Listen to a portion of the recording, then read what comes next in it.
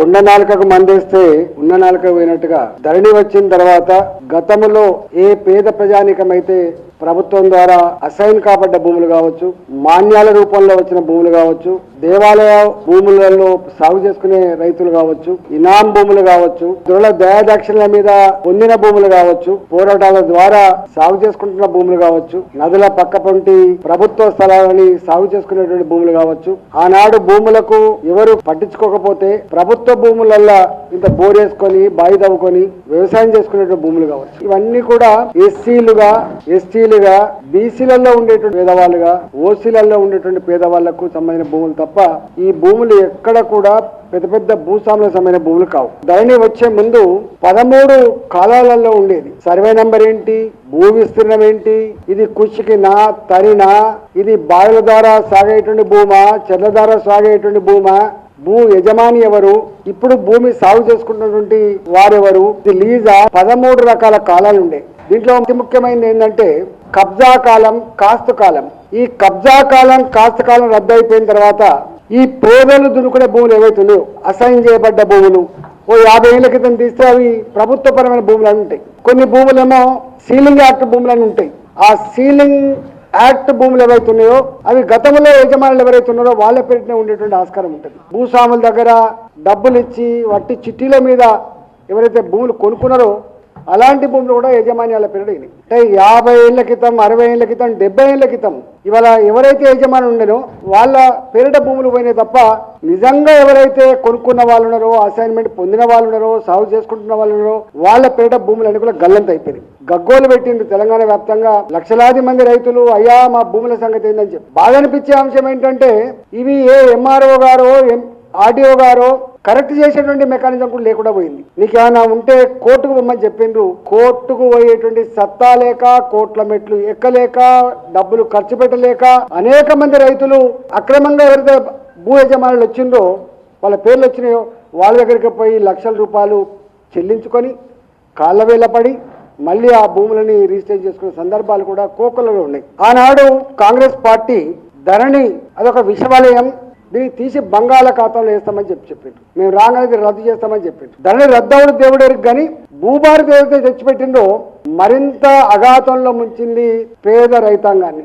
రేవంత్ రెడ్డి గారు గొప్ప నిష్ణాతులు వారు. మేము అనుకున్నాం ఆయనకు పరిపాలన అనుభవం లేదు, ఆయన ఎప్పుడు మంత్రిగా కూడా చేసిన అనుభవం లేకపోవచ్చు అని చెప్పి అనుకున్నాం. కానీ ఒక దాంట్లో మాత్రం చాలా నిష్ణాతుడు ఆయన. ఈ తెలంగాణ రాష్ట్రంలో భూముల మీద బాగా అవగాహన ఉండి డాక్టరేట్ చేసినటువంటి ఏకైక నాయకుడు రేవంత్ రెడ్డిగా ఇవాళ చరిత్రకు ఎక్కిండు.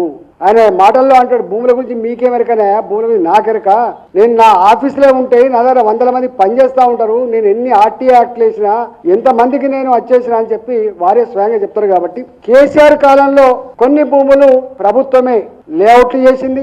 400 గజాలు ఇస్తాం, 600 గజాలు ఇస్తామని చెప్పి ల్యాండ్ పుల్లింగ్ లో చేసింది. కొన్ని భూములనేమో అమ్ముకున్నది, కొన్ని భూములనేమో ఇండస్ట్రీస్ కోసమో రకరకాల పేట వాడుకున్నది. కొన్ని భూములు ప్రైవేటు వ్యక్తులు ఎవరైతే యజమాన్యాలు వచ్చినాయో ఇలా వాళ్ళతో భూదందా కూడా చేసింది. కొండ నాలుకకు మందేస్తే ఉన్న నాలుక పోయినట్టుగా ధరణి వచ్చిన తర్వాత గతంలో ఏ పేద ప్రజానికమైతే ప్రభుత్వం ద్వారా అసైన్ కాబడ్డ భూములు కావచ్చు, మాన్యాల రూపంలో వచ్చిన భూములు కావచ్చు, దేవాలయ భూములలో సాగు చేసుకునే రైతులు కావచ్చు, ఇనాం భూములు కావచ్చు, దొరల దయాదక్షిణల మీద పొందిన భూములు కావచ్చు, పోరాటాల ద్వారా సాగు చేసుకుంటున్న భూములు కావచ్చు, నదుల పక్కపొంటి ప్రభుత్వ స్థలాలని సాగు చేసుకునేటువంటి భూములు కావచ్చు, ఆనాడు భూములకు ఎవరు పట్టించుకోకపోతే ప్రభుత్వ భూములల్లో ఇంత బోరేసుకొని బాయి తవ్వుకొని వ్యవసాయం చేసుకునేటువంటి భూములు కావచ్చు. ఇవన్నీ కూడా ఎస్టీలుగా బీసీలలో ఉండేటువంటి పేదవాళ్ళుగా ఓసీలలో ఉండేటువంటి పేదవాళ్లకు సంబంధించిన భూములు తప్ప ఈ భూములు ఎక్కడ కూడా పెద్ద పెద్ద భూస్వాములకు సంబంధించిన భూములు కావు. ధరణి వచ్చే ముందు 13 కాలాలలో ఉండేది. సర్వే నంబర్ ఏంటి, భూ విస్తీర్ణం ఏంటి, ఇది కుషికినా తరినా, ఇది బావిల ద్వారా సాగేటువంటి భూమా, చెర్ల ద్వారా సాగేటువంటి భూమా, భూ యజమాని ఎవరు, ఇప్పుడు భూమి సాగు చేసుకుంటున్నటువంటి వారెవరు, ఇది లీజా, 13 రకాల కాలాలు ఉండే. దీంట్లో అతి ముఖ్యమైనది ఏంటంటే కబ్జా కాలం, కాస్తు కాలం.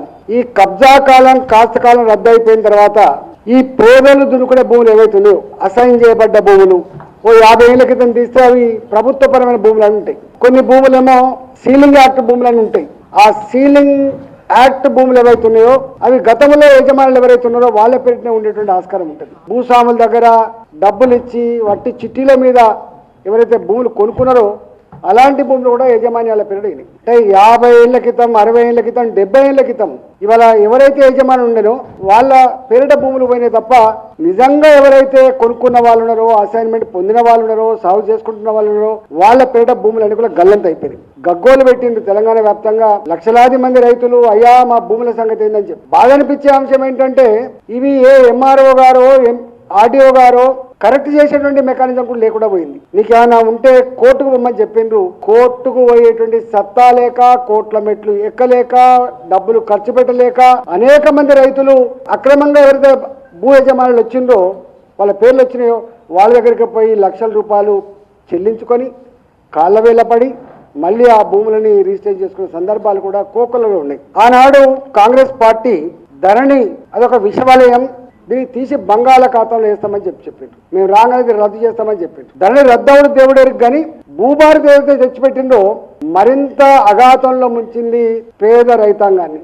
రేవంత్ రెడ్డి గారు గొప్ప నిష్ణాతులు వారు. మేము అనుకున్నాం ఆయనకు పరిపాలన అనుభవం లేదు, ఆయన ఎప్పుడు మంత్రిగా కూడా చేసిన అనుభవం లేకపోవచ్చు అని చెప్పి అనుకున్నాం. కానీ ఒక దాంట్లో మాత్రం చాలా నిష్ణాతుడు ఆయన. ఈ తెలంగాణ రాష్ట్రంలో భూముల మీద బాగా అవగాహన ఉండి డాక్టరేట్ చేసినటువంటి ఏకైక నాయకుడు రేవంత్ రెడ్డిగా ఇవాళ చరిత్రకు ఎక్కిండు.